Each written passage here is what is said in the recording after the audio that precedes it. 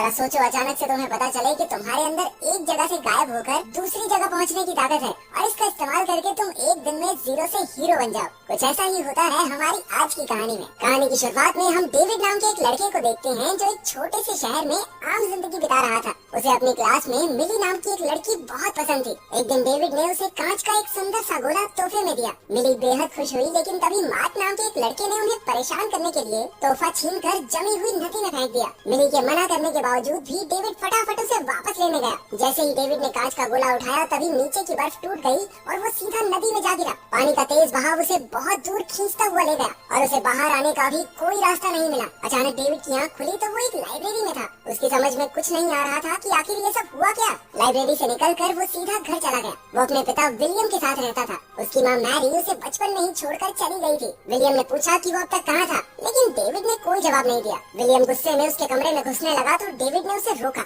जैसे ही वो अंदर आया, डेविड अचानक से फिर से गायब होकर लाइब्रेरी में पहुंच गया। अब डेविड को एहसास हो गया था कि वो एक ही पल में एक जगह से दूसरी जगह जा सकता है। वो अपने कमरे में पहुंचा और बचे हुए पैसे लेकर किसी नए शहर में नई जिंदगी की शुरुआत करने का फैसला किया। फिर उसने अपनी शक्तियों को एक पार्क में आजमा कर देखा। बाद में उसने एक मैगजीन में दुनिया भर के सुंदर सुंदर शहरों की तस्वीरें देखकर वहां जाने की कोशिश की। उसे एक बिल्डिंग दिखी जहां वो बचपन में अपनी माँ के साथ गया था। अचानक उसके कमरे की सारी चीजें हवा में उड़ने लगी और डेविड गायब होकर उसी बिल्डिंग में पहुंच गया। अब उसे एहसास हुआ कि वो सिर्फ उन्हीं जगहों तक पहुंच सकता है जहां वो पहले भी जा चुका है। अब उसने अपनी शक्तियों से एक बैंक लूटने का फैसला किया। वो बैंक में बाथरूम जाने का कहकर तिजोरी वाले रास्ते पर चला गया। इसके बाद शाम को वो गायब होकर तिजोरी में पहुंचा और जी भर कर पैसा लूटा। वो एक बैग भरकर अपने कमरे में ले जाता और फिर तिजोरी से दूसरा बैग भरने पहुंच जाता। अगली सुबह बैंक में चोरी की जांच शुरू हुई। रोलैंड नाम के एक आदमी ने आकर कहा कि वो सरकार के लिए काम करता है। फिर उसने पिछले महीने जितने भी लोग बैंक में आए उनकी वीडियोस निकलवाई। उसे पता चला कि बैंक की तिजोरी तो काफी टाइम से खुली ही नहीं थी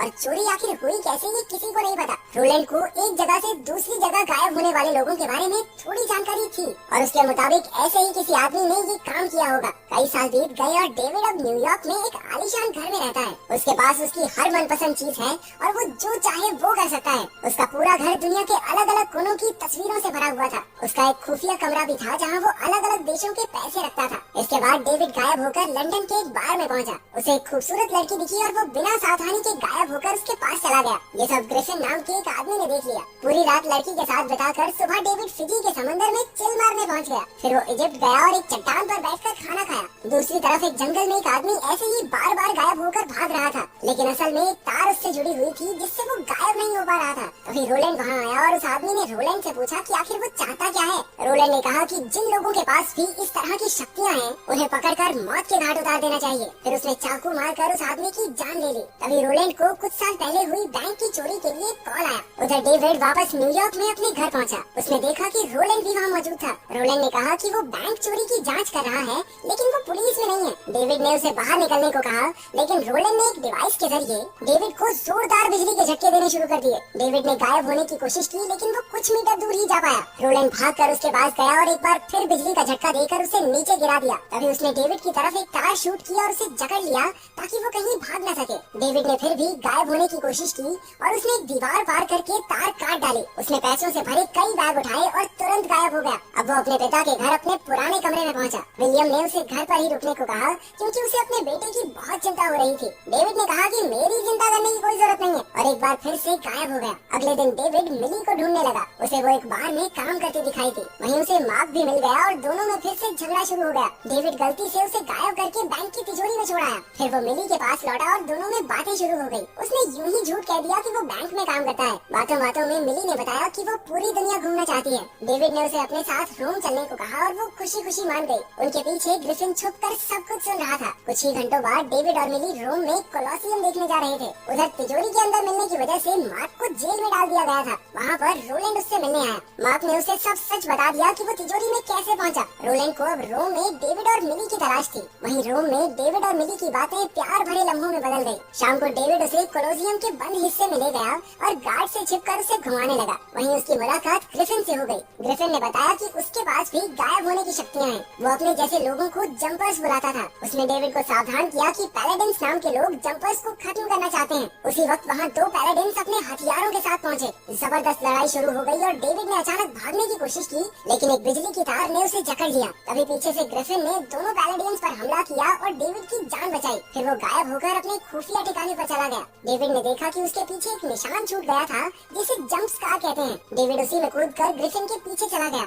ग्रिफिन ने उसे धमकाकर वापस लौट जाने को कहा और डेविड मिली के पास लौट आया। डेविड उसे कोलोसियम से बाहर ले आया, लेकिन इससे पहले वो कुछ समझ पाता पुलिस ने आकर उसे पकड़ लिया। पूछताछ के दौरान वो कहने लगा कि वो तो गलती से बंद हिस्सों में चला गया था। इसके बाद वहाँ एक बड़ी ऑफिसर आई जो असल में उसकी माँ मैरी ही थी। मैरी ने कहा कि उसके पास पैलाडिन से बचने के लिए सिर्फ 30 सेकंड का समय है। मैरी ने उसे हथकड़ी की चाबी दी और डेविड आजाद होकर मिली के पास चला गया। डेविड ने उसकी सुरक्षा के लिए उसे वापस घर भेज दिया। उधर रोलैंड विलियम के घर जाकर डेविड के बारे में पूछताछ करने लगा, लेकिन विलियम ने कहा कि उसने तो 8 साल से डेविड को नहीं देखा। उधर डेविड एक बार फिर से ग्रिफिन के खुफिया ठिकाने तक पहुंचा, जहां दुनिया भर के पैलाडिन्स की तस्वीरें लगी हुई थी। डेविड ने पूछा कि आखिर ये लोग जंपर्स के पीछे क्यों लगे हैं। ग्रिफिन ने बताया कि ये लड़ाई हजारों सालों से चली आ रही है। पैलाडिन्स बेहद धार्मिक लोग हैं, जिनके मुताबिक यूं गायब होने की शक्तियाँ सिर्फ और सिर्फ भगवान के पास ही होनी चाहिए। उसने बताया कि वो डेविड को मारने के लिए किसी भी हद तक जा सकते हैं। इसका मतलब अब विलियम और मिली की जान भी खतरे में है। डेविड ने विलियम के पास जाकर देखा कि वो बेहोश पड़ा था। वो तुरंत गायब होकर उसे एक हॉस्पिटल में ले गया ताकि उसकी जान बच सके। इसके बाद उसने ग्रिफिन के पास लौटकर रोलैंड का पता पूछा, क्योंकि अब वो उसे मारना चाहता था। ग्रिफिन ने बताया कि वो 10 साल से रोलैंड को नहीं पकड़ पाया, लेकिन डेविड जानता था कि रोलैंड अब मिली के पास जाएगा। उन्होंने एक प्लान बनाया और डेविड मिली के पास पहुंचा। मिली ने कहा कि वो अब उससे कोई रिश्ता नहीं रखना चाहती, लेकिन तभी रोलैंड और उसके आदमी वहाँ आ गए। इसलिए डेविड ने उसे अपनी शक्तियों के बारे में सब सच बता दिया। वो डरकर दूर भागने लगी, लेकिन डेविड उसे पकड़कर गायब हो गया और ग्रिफिन के ठिकाने तक ले आया। रोलैंड ने देखा कि घर खाली था, लेकिन उसे एक जंप स्कार मिला। उसने एक डिवाइस निकाला और उस पर रख दिया, जिसके जरिए वो उसी रास्ते से जा पाएंगे जहाँ से जंपर्स गए थे। मिली को वहाँ देखकर ग्रिफिन गुस्सा हो गया, क्योंकि अब पैलाडिन्स भी उनके ठिकाने तक पहुँच जाएंगे। और हुआ भी बिल्कुल वैसा ही। अचानक रोलैंड वहाँ आ गया और उसने डेविड को तार से बांधकर छत से टांग दिया। उधर ग्रिफिन ने भी फ्लेम थ्रोअर से रोलैंड पर हमला कर दिया। ग्रिफिन और रोलैंड की जमकर लड़ाई शुरू हो गई। दोनों अपनी शक्तियों का खेल दिखा रहे थे। ग्रिफिन अचानक गायब होकर एक तेज बस के साथ लौटा, जो सीधा जाकर रोलैंड को कुचलने ही वाली थी, लेकिन रोलैंड ऐन मौके पर साइड होकर बच गया।